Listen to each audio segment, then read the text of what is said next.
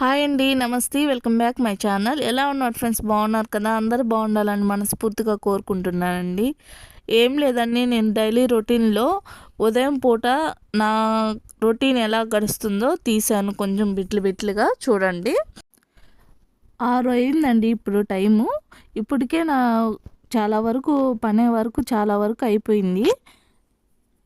ఒక పక్క ఇడ్లీ ఉడుకుతుంది, పప్పు పెట్టేస్తున్నానండి సాంబార్కి, అది కూడా అయిపోయింది. దాని తర్వాత వచ్చి షార్వా పెట్టేస్తున్నాను పొయ్యి మీద, అది కూడా అయిపోవచ్చిందండి.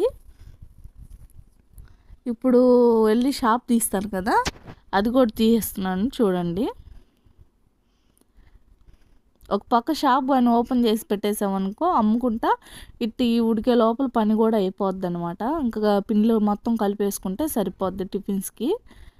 ఇంకా వడపిండి అయితే వేసేస్తున్నానండి గ్రైండర్కి. వడపిండి రెడీగా ఉంది. బోండా పిండి కూడా కలిపేసుకున్నానంటే చాలా వరకు పని తగ్గిపోద్ది. ఇంకా బోండా పిండి కలిపి ఇంకా సాంబార్ షెర్వా రెడీ చేసుకొని దోసపిండి కలుపుకోవాలండి. ఇంకా ఇప్పుడైతే 6 అయిపోతుంది. ఇంకొక అరగంటలో రెడీ అయిపోతాయండి. మొత్తం 6:30 కల్లా షాపు మొత్తం ఓపెన్ చేసేస్తాను. ఇప్పటికే సగం ఓపెన్ చేశాను. ఇంకా ఇవన్నీ సర్దుకోవాలి. ఇవన్నీ సర్దుకున్నాక ఇంకొక అమ్మాయి ఉంది కదా, ఆ అమ్మాయి వచ్చి టిఫిన్ షాప్లో అన్నీ మోసేస్తుందండి. పక్కన అక్కడే పెట్టేస్తుంది.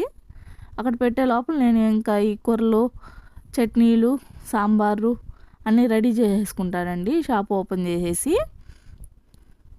ఉదయం పూట ఇలా గడుస్తుందండి నా రొటీను.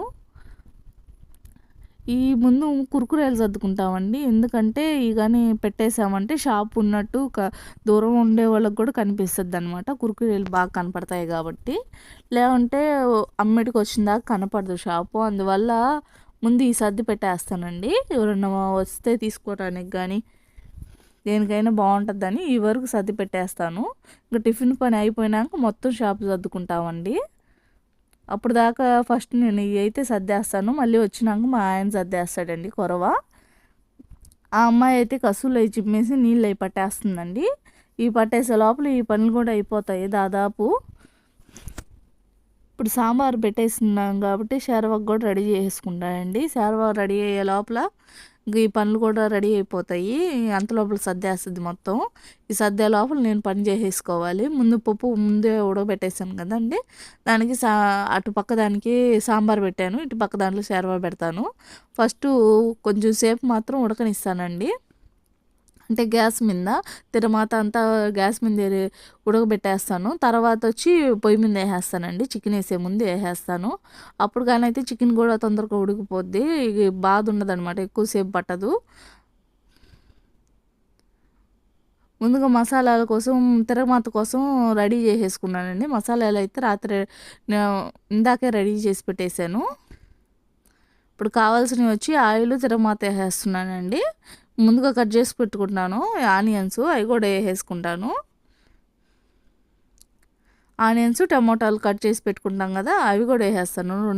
రెండు ఒకేసారి తయారు చేస్తాను. దానికి కావాల్సిన పదార్థాలు దానికి వేస్తాను, దీనికి కావాల్సిన పదార్థాలు వీటిలో వేసేస్తానండి. ఫస్ట్ ఆనియన్ కట్ చేసేస్తున్నాను. ఇవన్నీ తిరమతకేనండి.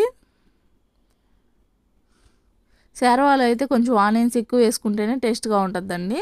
సాంబార్లో కొంచెం బాగుంటుంది, కొంచెం ఎక్కువగానే వేసుకోవాలి. టమోటా వచ్చి కొంచెం తక్కువ వేసుకోవాలండి. సాంబార్కి అయితే టమోటా కూడా కొంచెం ఎక్కువ వేసుకున్నా పర్లేదు. షేర్వాకు మాత్రం టమోటా కొంచెం తగ్గిస్తే రెండో దానికి కూడా తిరమత పెట్టేస్తున్నానండి. ఏం లేదండి, కొంచెం ఆవాలు, ఫస్ట్ ఆయిల్ వేసుకున్నాను, తర్వాత ఆవాలు గింజలు వేసుకున్నానండి. ఈ తిరమత ఏగే లోపల ఆనియన్స్ కట్ చేసుకొని ఆనియన్స్ వేసేసుకుంటాను. ఆనియన్స్, టమోటాస్ రెండిట్లో వేస్తాను, కానీ కొంచెం తక్కువ వేస్తానండి, మరీ ఎక్కువ వేయను. బాగా ఎక్కువ వేస్తే టమోటా షర్వా అనుకుంటారు, అందువల్ల నేను కొంచెం తగ్గించేస్తాను. టమోటా అయితే ఎక్కువ వాడనండి, ఆనియన్ అయితే చాలా ఎక్కువ పడతాయి, అందువల్ల టమాటాలు తక్కువ వాడతాను. టమోటా వచ్చి ఎక్కువ వాడేది వచ్చి టమోటా పచ్చడికి వాడతానండి. టమోటా పచ్చడి కూడా చేస్తాను. టమోటా పచ్చడి, అల్లం పచ్చడి, మామూలు పల్లి చట్నీ ఉంటుందండి, ఎర్రగారం ఉంటుంది.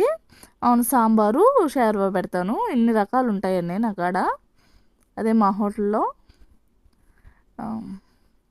ఒక్కోసారి చికెన్ కూడా పెడతానండి. ఇప్పుడైతే ప్రస్తుతానికి చికెన్ అయితే చేయట్లేదు.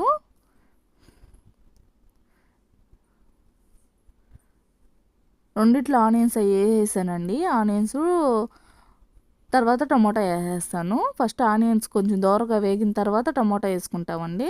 ఫస్ట్ టమోటా ఆనియన్స్తో పాటు వేసామంటే పెద్దగా మగ్గదండి, బాగుండదు, కలర్ కూడా చేంజ్ కాదు. అందువల్ల మాడద్దని చెప్పి ఫస్ట్ ఆనియన్స్ ఒక రొంత దోరగా వేయించుకున్న తర్వాత టమోటాలు వేసేస్తాను. రెండిట్లో అలాగే వేస్తానండి.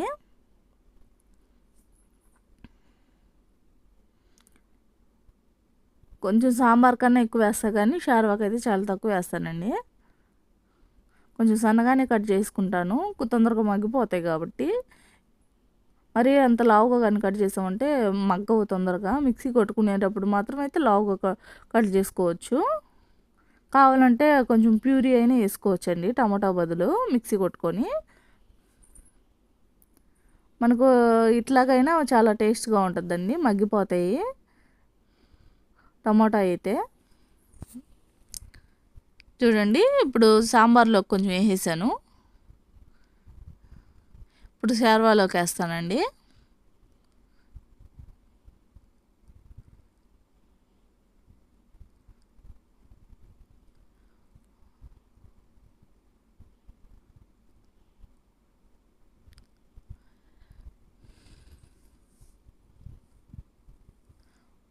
చిన్నవి కాబట్టి ఒక 3 వేసుకున్నానండి. మరి పెద్దదైతే ఒక 2 అయితే సరిపోతాయి. మరి చిన్నవి వేయను, కొంచెం కొంచెం.